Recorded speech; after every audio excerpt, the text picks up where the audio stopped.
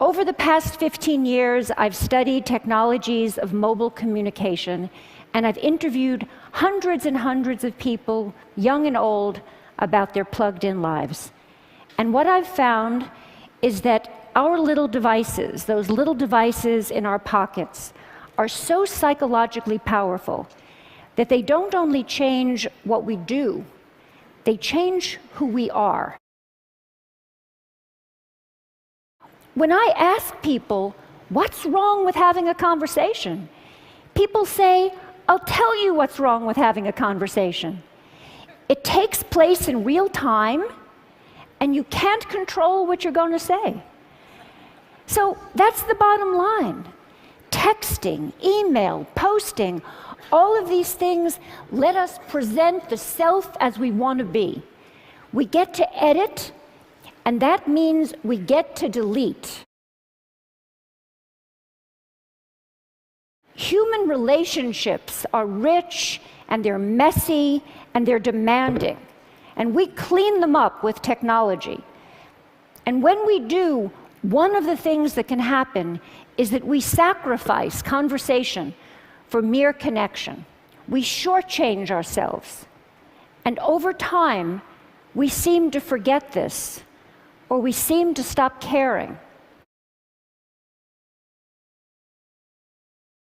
That feeling that no one is listening to me is very important in our relationships with technology. That's why it's so appealing to have a Facebook page or a Twitter feed, so many automatic listeners. And the feeling that no one is listening to me makes us want to spend time with machines.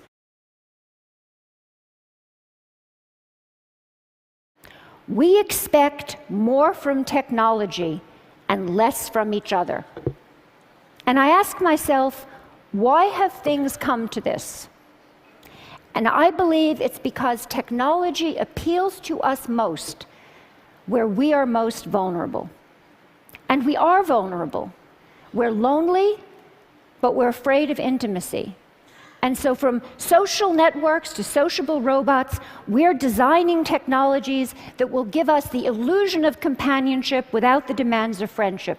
We turn to technology to help us feel connected in ways we can comfortably control. When we don't have the capacity for solitude, we turn to other people in order to feel less anxious or in order to feel alive. When this happens, we're not able to appreciate who they are. It's as though we're using them as spare parts to support our fragile sense of self. We slip into thinking that always being connected is going to make us feel less alone. But we're at risk, because actually it's the opposite that's true.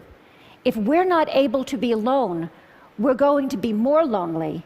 And if we don't teach our children to be alone, they're only going to know how to be lonely.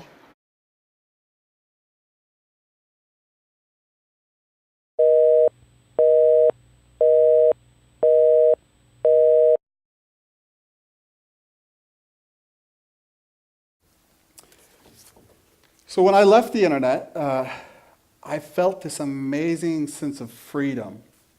I quit texting in addition to the internet, so I wasn't getting any email. People weren't checking my email for me.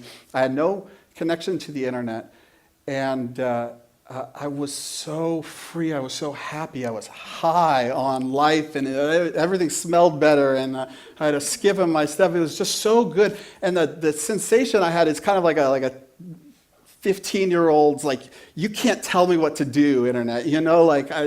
My life is mine now, and I get to make the choices. And that email that's incoming doesn't get to mess with my plans for today. And it was so wonderful. And I experienced some new sensations that I never really had before, or not in a long time. What I found is that without the internet, I could be with a person in a much more intense and a much more personal way. And those are words people use. Like, that was intense. It was intense hanging out with you. It's scary. Even on the phone, I was scary. Maybe this wasn't a compliment, but I really I really valued my ability to talk with people in a way. It wasn't just that I didn't have a phone that could distract me right then. I also didn't have my mental cycles thinking about, are my emails stacking up somewhere? Am I missing something on Twitter? Did I forget to check in at this place on Foursquare?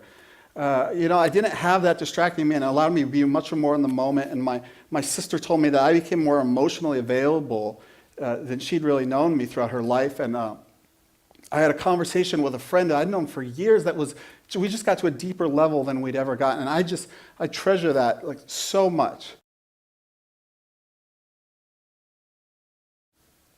I stopped hanging out with people as often. I kind of got disconnected from my social circle. It's definitely very difficult to keep in touch with people out of state, and my family's kind of all over the country. But even people in my city, I miss the email, I miss the Facebook invite. You know what? I forgot that movie was coming out this weekend, and you miss a couple of those, and then you kind of miss more and more. And early on, a lot of my loneliness would prompt me to go out and reach out to people and call people on the phone, which they hate. They hate when I call them. I realized in this time without the internet that leaving the internet is not going to fix my problems. It's something people quoted a lot to me when I came back and saw my sort of failures and struggles, is that, wherever you go, there you are. I could change my circumstance, but I'm still this guy that's just not very productive. But I also am a guy that really does love people, and I love my nieces and nephews. And this is a different brother, actually. I have two brothers, nieces and nephews. It's very complicated. But I'm able to spend time with these kids, and it's such a rewarding use of my time. And it's finally I'm able to kind of dictate back to the internet what I do find important.